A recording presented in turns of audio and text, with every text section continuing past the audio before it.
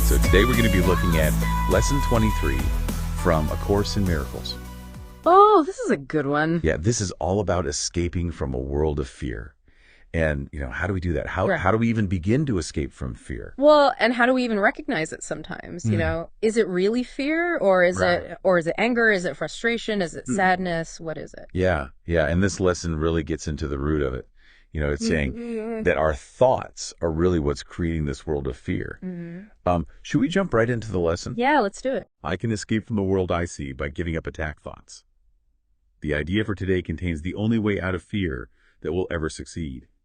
Nothing else will work. Everything else is meaningless. But this way cannot fail. Every thought you have makes up some segment of the world you see. It is with your thoughts, then, that we must work if your perception of the world is to be changed. If the cause of the world you see is attack thoughts, you must learn that it is these thoughts that you do not want. There is no point in lamenting the world. There is no point in trying to change the world. It is incapable of change because it is merely an effect. But there is indeed a point in changing your thoughts about the world. Here you are changing the cause. The effect will change automatically. The world you see is a vengeful world, and everything in it is a symbol of vengeance. Each of your perceptions of external reality is a pictorial representation of your own attack thoughts. One can well ask if this can be called seeing. Is not fantasy a better word for such a process, and hallucination a more appropriate term for the result? You see the images that you have made, but you do not see yourself as the image maker. You cannot be saved from the world, but you can escape from its cause. This is what salvation means. For where is the world you see when its cause is gone? Vision already holds a replacement for everything you think you see now. Loveliness can light your images and so transform them that you will love them even though they were made of hate, for you will not be making them alone. The idea for today introduces the thought that you are not trapped in the world you see, because its cause can be changed.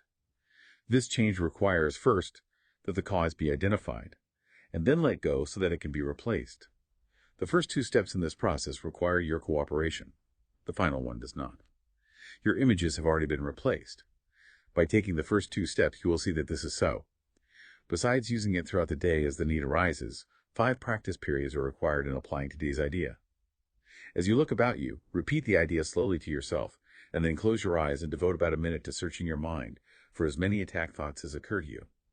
As each one crosses your mind, say, I can escape from the world I see by giving up attack thoughts about. Hold each attack thought in your mind as you say this, and then dismiss that thought and go on to the next. In the practice periods, be sure to include both your thoughts of attacking and of being attacked. Their effects are exactly the same because they are exactly the same. You do not yet recognize this, and you are asked at this time only to treat them as the same in today's practice periods. We are still at the stage of identifying the cause of the world you see. When you finally realize that thoughts of attack and of being attacked are not different, you will be ready to let the cause go. Wow.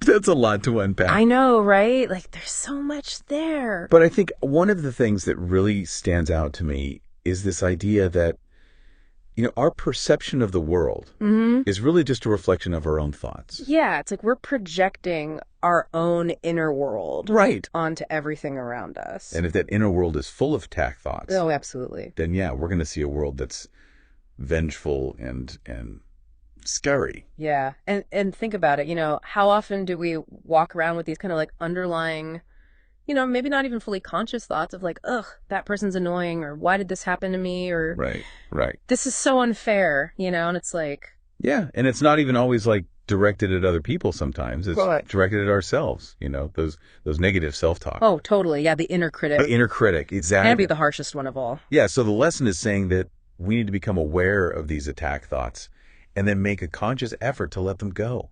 And I think that's where the practice comes in. It's it's not just about reading the lesson and being oh yeah, that's a good idea. It's okay, how do we actually apply this in our daily lives? Yeah, and the lesson gives us some specific exercises to try, noticing when those attack thoughts come up and then consciously choosing to replace them with something else. Yeah, that exercise where it says, to repeat to yourself, I can escape from the world I see by giving up attack thoughts about. And then you fill in the blank with whatever that specific thought is. Right. And it could be something as simple as I can escape from the world I see by giving up attack thoughts about that person who cut me off in traffic. Exactly. Or I can escape from the world I see by giving up attack thoughts about my messy house. Yeah, or even, I can escape from the world I see by giving up attack thoughts about myself. Exactly. Because sometimes those are the hardest ones to let go of. They really are. The ones we directed ourselves. So what I'm hearing is that this is an ongoing process. Oh, for sure. It's not like we just do this once and then we're done.